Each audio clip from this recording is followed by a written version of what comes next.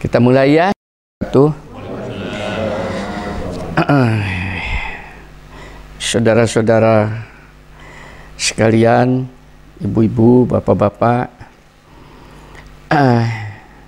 dan mereka yang punya kesempatan waktu nanti untuk melihat tayangan YouTube ini, khusus saat ini saya akan menyampaikan sebuah misi kenabian yang penting, ya, yang harus kita teruskan. Ini misi kenabian.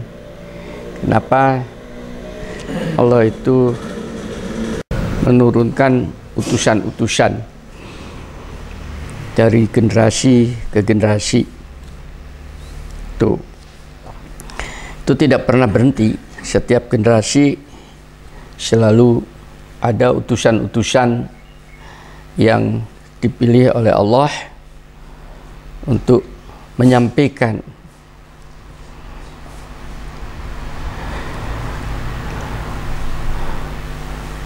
konsep ilahi dalam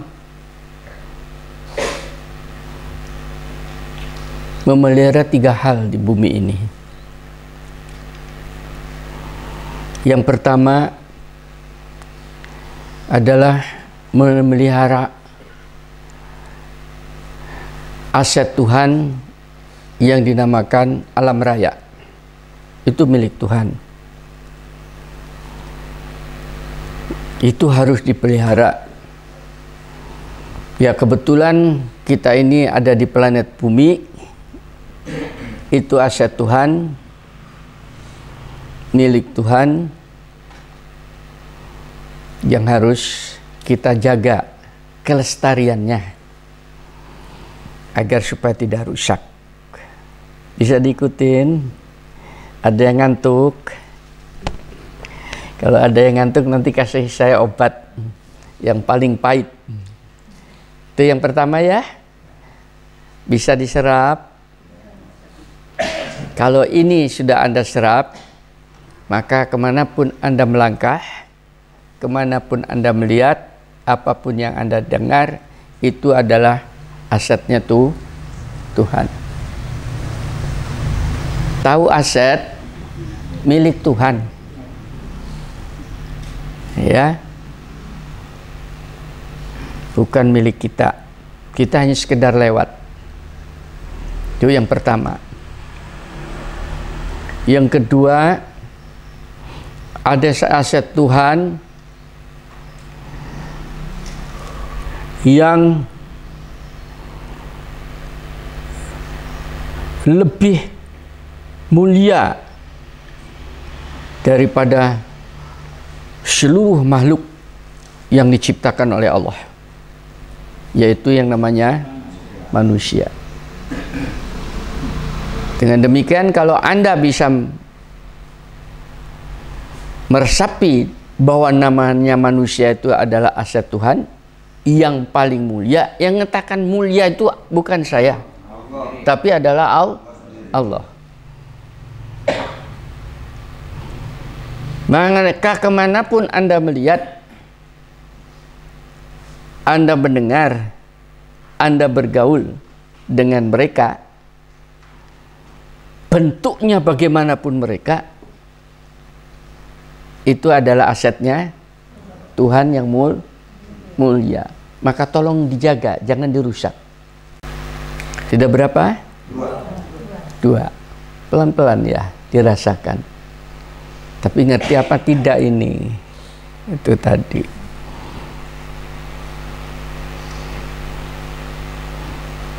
Yang ketiga, ada asetnya Tuhan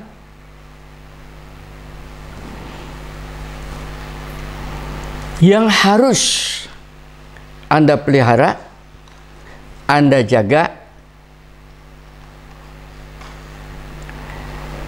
dan Anda kembangkan. Itu yang dinamakan syariat Allah. aturan-aturan Tuhan. Dalam bahasa kita adalah aturan. Saya tidak mengatakan syariat Islam karena konotasinya menjadi sempit. Tapi saya katakan syariat Allah. Syariat Allah itu dua. Syariat yang oleh Allah langsung dipaket dengan alam dan manusia, paham ya? Itu yang dinamakan sunatullah. Satu contoh sunatullah. Siapapun orangnya,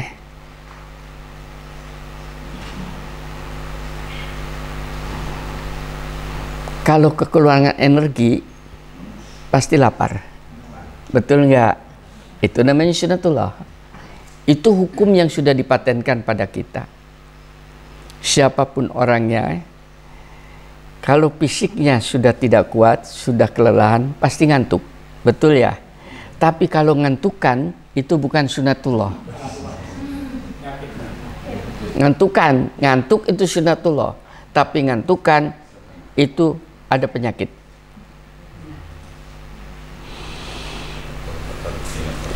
Bisa diikuti nggak? Pak Ika nyinggung terus. Loh, Quran memang menyinggung. Bisa diikutin ya? Itu yang terpatri.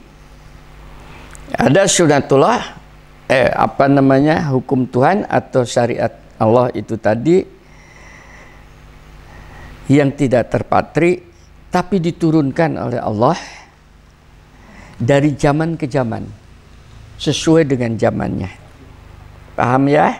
Itu dalam bahasa kita dikenal sebagai wahyu.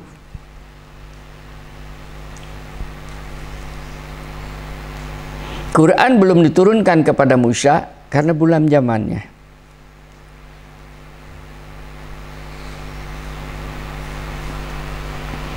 Quran belum diturunkan kepada Adam karena belum zamannya. Maka Quran diturunkan kepada Muhammad dan sebagai pamungkas daripada syariat Allah. Pamungkas itu yang terakhir, paham ya? Karena itu adalah sesuai dengan zamannya. Sejak zaman Muhammad sampai dengan berakhirnya alam raya seisinya.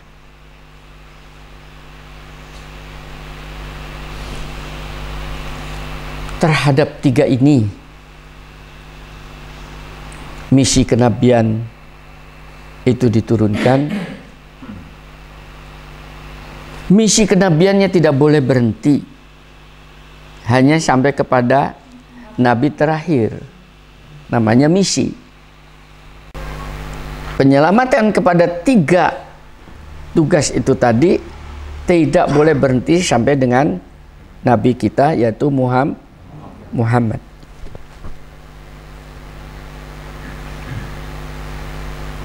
Satu, alam raya dipelihara kan harus berkembang. Yang kedua, masyarakat makin berkembang. Zaman Nabi dengan sekarang kan beda. Yang ketiga, konsep ilahi itu juga harus berkembang sesuai dengan zamannya. Walaupun teksnya itu sudah tertutup dengan 6.666 ayat, akan tetapi penjabarannya itu harus bisa berkembang. Saya teruskan. Terhadap ketiga misi kenabian ini, mayoritas umat Islam itu gagal dan tidak tahu. Nah, disinilah saya terpanggil, ya. Itu tadi, kenapa? Karena Allah dari generasi ke generasi selalu memunculkan hamba-hambanya yang terpilih. Paham ya? sebagai utusannya untuk mengemban 3 tugas utama tadi. Dari generasi ke generasi. Dan utusan-utusan itu oleh Allah dipilih dari malaikat dan manusia. Dalam bahasa Quran, utusan itu namanya Rasul. Ton dibuka Al-Hajj surat 22 ayat 75. Allah memilih para utusannya dari malaikat dan dari manusia. Sesungguhnya Allah Maha mendengar dan Maha melihat. Bisa diikutin? Tidak disebutkan Nabi, akan tetapi utusan. Dalam bahasa Arab namanya Rasul. Dalam bahasa Indonesia namanya utusan. Ya, masalahnya utusan dipilih oleh Allah dari namanya malaikat dan manusia itu semuanya adalah dalam rangka untuk mengingatkan manusia supaya memelihara 3 aset Tuhan itu tadi. Bisa diikuti ini. Memelihara alamnya, memelihara manusia, dan memelihara yang dinamakan aturan-aturan syariat ilahi. Ngerti nggak ya? Itu tadi. Apa ada utusan di luar itu selain daripada manusia dan malaikat? Ada. Satu contoh misalnya, pernah mengenal surat gajah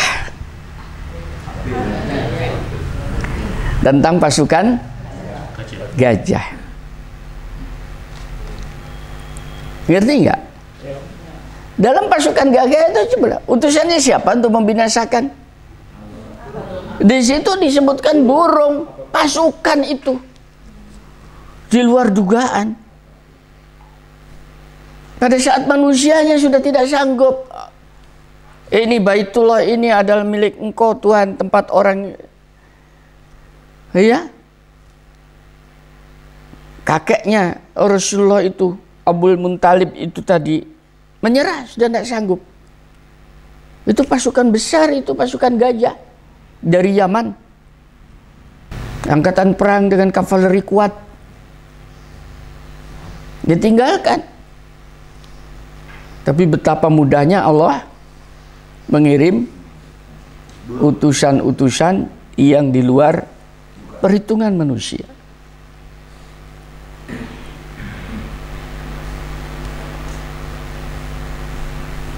Ada utusan lain dari Allah yang di luar daripada manusia dan malaikat. Petir. Paham ya? Gempa bumi. Itu bukan peristiwa biasa. Baru itu terjadi apabila negeri itu sudah tidak bisa dipertahankan. Nah, yang di luar daripada malaikat dan manusia ini sifatnya punishment. Tahu punishment? Hukuman. Itu masalahnya. Tapi yang namanya malaikat dan manusia masih memberikan pembinaan. Paham ya? Tapi yang ini namanya hukuman. Dan informasi ini semuanya ada di dalam Al-Quran. Kalau Anda pelajarin pelan-pelan, melihat, Masya Allah, ternyata kita hidup di atas muka bumi ini tidak bisa petatak-petetek, tepuk dada, bangga diri, karena kita terikat oleh syariat ilahi. Hati-hati. Adapun yang mendengarkan di sini. Itu tidak bisa dibeli dengan uang triliunan untuk menyetop gempa bumi, tsunami, nggak bisa. Dan itu baru datang apabila memang bangsa itu layak harus dibinasakan karena merusak aset Allah. Oleh karena itu Allah mengingatkan kepada kita, ya, Ton, baca surat Al-Arab ayat ke-35 dahulu. Ya. Wahai anak cucu Adam. Siapa anak cucu Adam itu? Zaman Nabi atau masuk kita? Kita. Terus. Jika datang kepadamu rasul-rasul dari kalanganmu sendiri yang menceritakan ayat-ayatku kepadamu, maka barang siapa bertakwa dan mengadakan perbaikan, maka tidak ada rasa takut pada mereka dan mereka tidak bersedih hati. Di situ disebutkan apa? Rasul. Paham ya? Tidak disebutkan nabi. Paham enggak ini? Rasul-rasul itu artinya utusan-utusan Allah. Ngerti? Siapa mereka? Bisa malaikat, bisa manusia.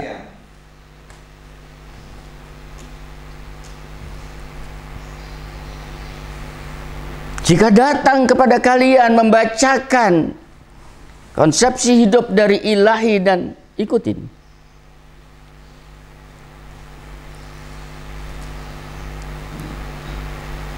Bisa diserap dulu ini, atau ditolak oleh hatinya. Serap dulu, terima dulu. Karena firmannya begitu. Karena saya masuk.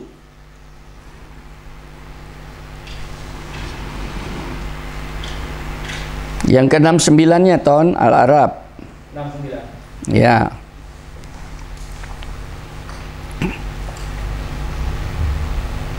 Dan herankah kamu bahwa ada peringatan yang datang dari Tuhanmu melalui seorang laki-laki dari kalanganmu sendiri untuk memberikan peringatan kepadamu.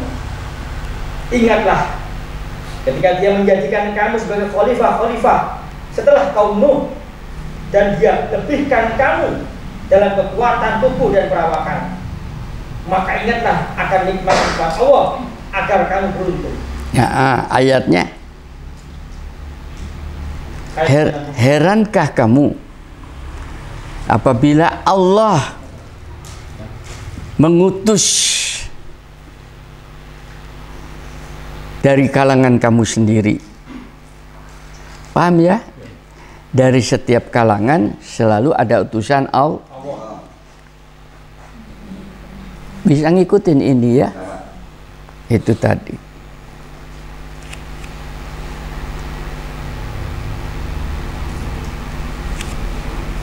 Di situ disebutkan laki-laki Tan ya? Iya, laki-laki.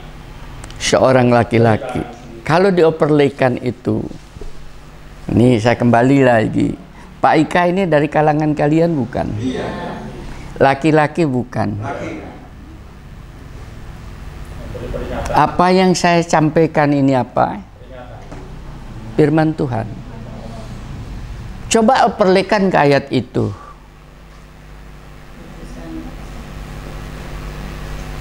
Sama enggak? Makanya saya mengatakan hati-hati. Kamu tidak tahu saya bukan nabi.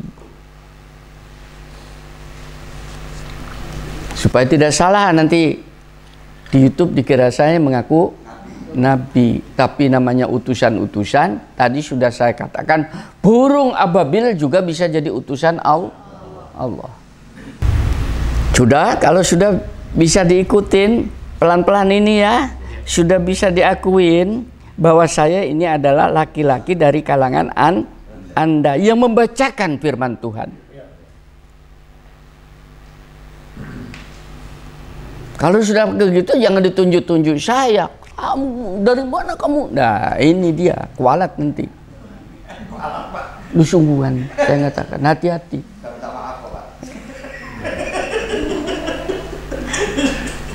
Saya tidak nunjuk orang, tapi harus taubatan nasuha itu.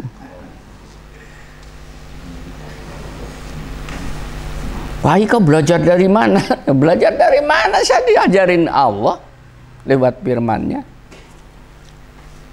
Sudah bisa diikuti. Mau mengakuin seperti gitu bahwa saya ada seorang laki-laki dari kalangan Anda. Ibu-ibu, saya kan laki-laki dari kalangan ibu-ibu ya. Nah, maka perintahnya di dalam surat Yasin 36 ayat 20-21. Ini perintahnya.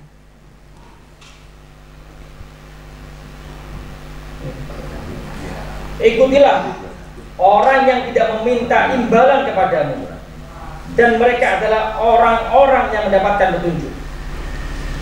Dan tidak ada alasan bagiku untuk tidak menyembah pada Allah yang telah menciptakanku, dan hanya kepadanya lah kamu akan kembalikan. Sudah? Apa perintahnya? Ikutilah. Disuruh ikutin. Kan bukan saya yang saya minta upah enggak pada Anda? Itu di ayat itu tadi enggak tahu 21-nya belum dibaca, Ton. Di atasnya 20. Dan datanglah dari ujung kota. Nah, ini terus. Seorang laki-laki dengan bergegas dia berkata, "Wahai kaumku, ikutilah utusan-utusanku." Ya sudah. Tadi salah satu di antaranya adalah memelihara aset Tuhan itu. 3 aset Tuhan itu tadi. Indonesia Raya. Itu jangan percaya dengan mereka yang mengaku ada tulisan pembela NKRI. Paham ya? Itu kebohongan publik semua mereka itu. Mereka itu tidak mengerti bagaimana membela NKRI, tidak punya ilmunya. Kan banyak itu ya.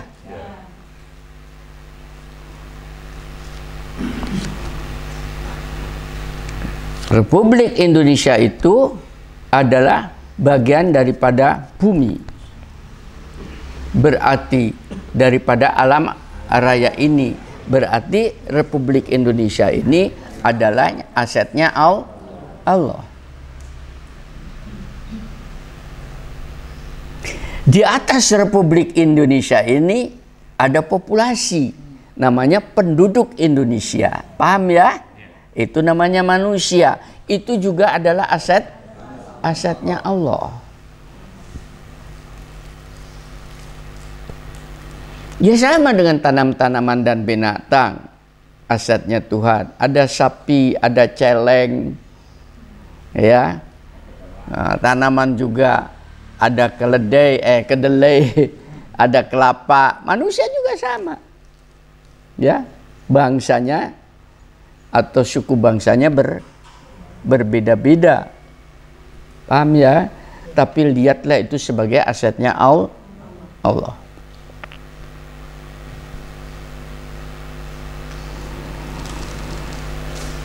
Nah, agar supaya Republik Indonesia ini baik itu menyangkut tanah air maupun masyarakatnya itu tadi tetap aman sejahtera,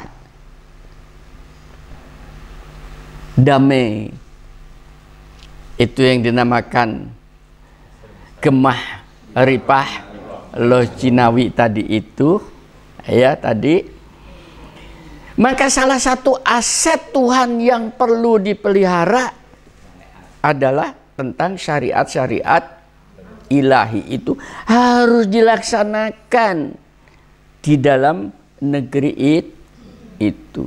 Jadi kalau ada kata-kata menegakkan syariat-syariat Allah, maksudnya itu bukan agama Islam. Paham ya? Akan tetapi aturan-aturan Allah. Jadi jangan alergi dulu.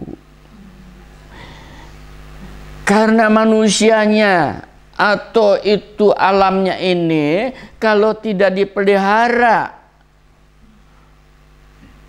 dengan aturan-aturan ilahi, maka akan muncul aturan-aturan bikinan manusia itu sendiri, dan itu tidak fair.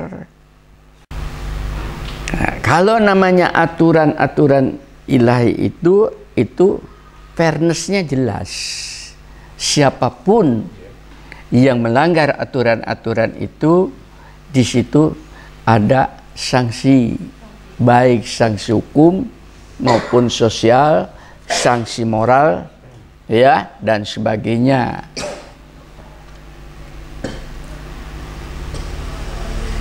Nah, kalau tidak, maka bangsa Indonesia ini akan rusak. Nah, salah satu di antaranya agar supaya bangsa ini tadi itu mau tunduk kepada aturan-aturan ilahi dan tidak merusak alam raya serta masyarakatnya itu tadi, maka di situ ada pewakil dari populasi manusia itu. Paham ya?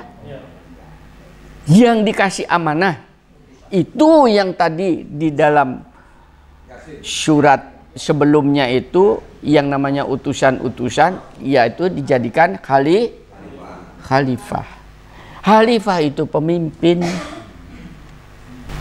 Khalifatullah itu wakil Tuhan. Dalam ini konteksnya adalah pemimpin di dalam masyarakat itu, agar supaya masyarakat itu terkontrol, terjaga. Bisa diikutin ini. Oleh karena ini adalah pemimpin sebagai khalifah untuk menjaga 3 aset itu, maka pemimpin itu harus paham. Ngerti nggak? Harus tahu fungsi, peran, ya, dan isi aturan-aturan ilahi. Saya tidak ada hubungannya dengan pemilu loh ya. Ngerti nggak? Ini kecerdasan, latihan kecerdasan. Saya menggunakan konsep ilahi.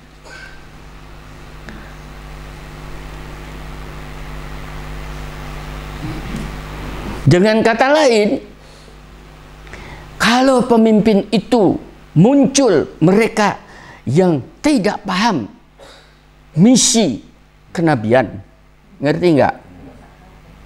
Tadi kan misi kenabian ya, untuk memelihara 3 aset itu, yang terjadi apa? Pasti kerusakan. Cepat atau lambat, pasti kerusakan.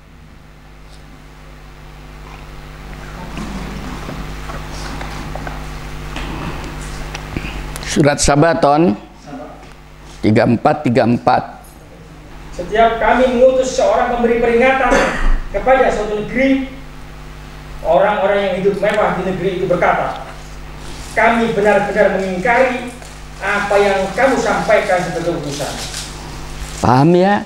Saya nyampaikan ini kalau disampaikan kepada pengambil kebijakan saat ini, pasti mereka akan menolak.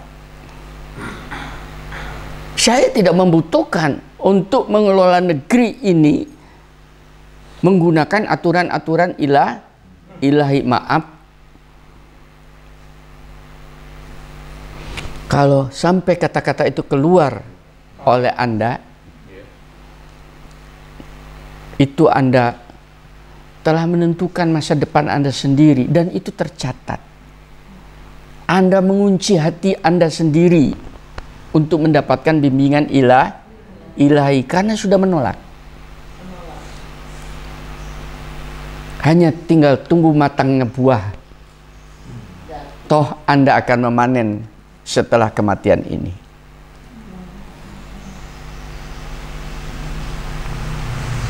Ngeri ya ini ya.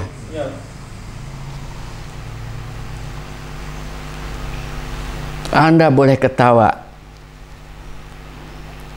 tapi yang namanya sakaratul maut sudah menganga menanti kedatangan Anda.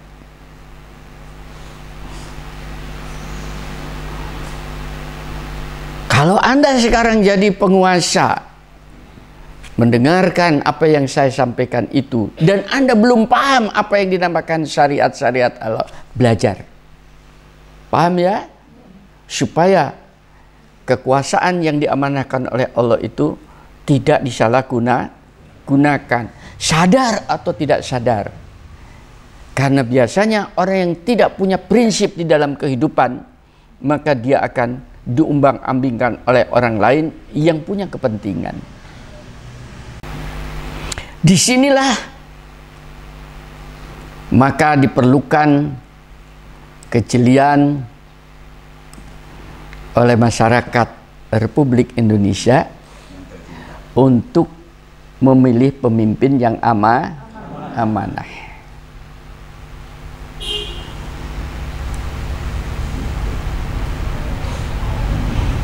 Dan itu adalah merupakan aturan ilahi, petunjuk ilahi, karena akan menguasai sebuah negeri. Kalau ndak rusak, ya maaf, bukan apa-apa ini pada Pak Tamrin, Freeport rusak, betul ya? Saya baru dengar itu, karena beliau kerjanya itu betul-betul di dalam gua, di dalam tanah, yang tanah dalam gua itu menjadi kotak. Tidak pernah melihat matahari. Makanya begitu dia datang ke Malang, kota Malang serasa surga. Uang 80 juta tidak ada apa-apanya.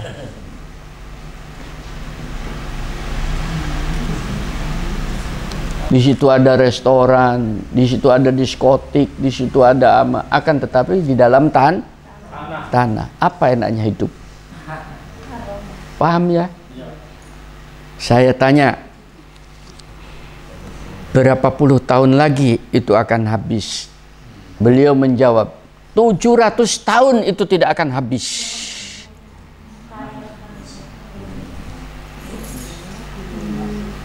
Anda bisa bayangkan. Karena yang sekarang sedang dikerjakan baru satu titik.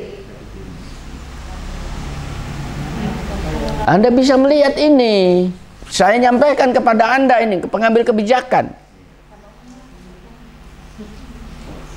Ya.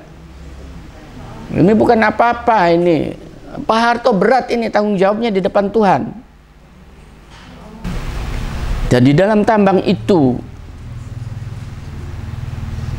bukan hanya emas. Di situ ada perak, di situ ada nikel, dan di situ ada uranium. Uranium itu bahan baku untuk membuat nuklir.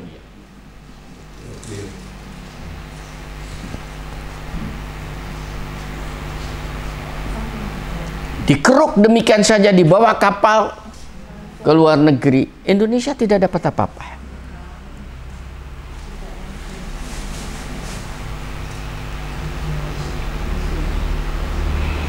Pertanyaan saya, yang menciptakan uranium, yang menciptakan nikel, tembaga, timbal tadi itu, emas dan sebagainya dibenamkan di dalam gunung itu siapa?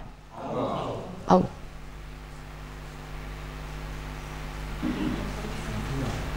Dan hasil surveinya itu tadi, seluruh pegunungan itu di dalam Papua itu, sampai ke kepala burungnya itu semakin digali, kandungannya semakin besar.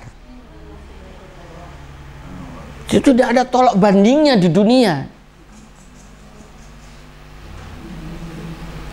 Untuk siapa itu semua?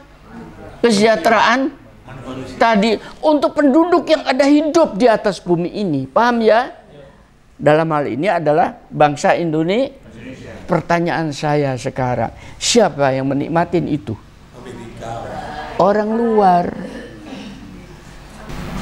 Kalau itu dimanage dengan benar dan tidak merusak pada alam itu tadi, mbok sampai 1 miliar penduduk Indonesia tidak ada yang akan kelaparan. Betul Pak Tamrin?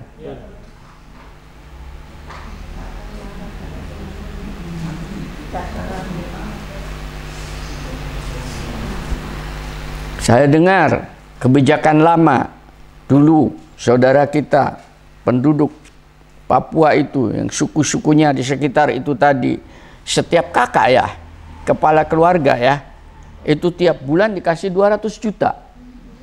Tapi kemana? Habis untuk mabuk. Kenapa? Habit. Maaf ini saudara-saudara kita Indonesia bagian timur, habitnya adalah suka minum. Bukan poya-poya Bu, suka minum. Itu hobi mereka. NTT, Papua, ya, Maluku, sampai kepada Timor. Saya punya mahasiswa S3 dari Timor. Saya ngomong, perbaiki itu bangsa kamu. Itu korban kebodohan dari Portugis. Supaya mereka tidak berpikir bahwa negerinya ini kaya.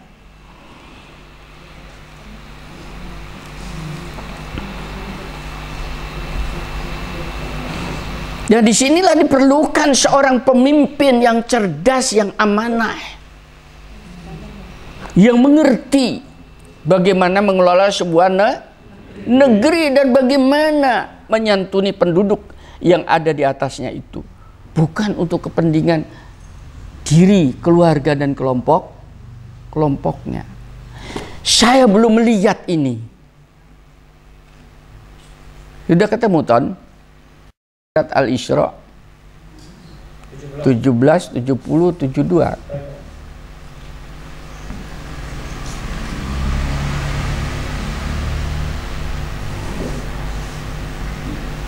Ya. 70-72. Dan sungguh kami telah memuliakan anak cucu Adam dan mengangkut mereka di darat dan di lautan. Dan kami beri mereka rezeki dari yang baik-baik dari kami. Dan kami lebihkan mereka di atas banyak makhluk yang kami ciptakan dengan kelebihan yang sempurna. Ingatlah, pada hari ketika kami panggil semua umat dengan pemimpinnya, dan barang siapa diberikan catatan amalnya di tangan kanannya, maka mereka akan membaca catatannya dengan baik. Dan mereka tidak akan dirugikan atau dizalimi sedikit pun.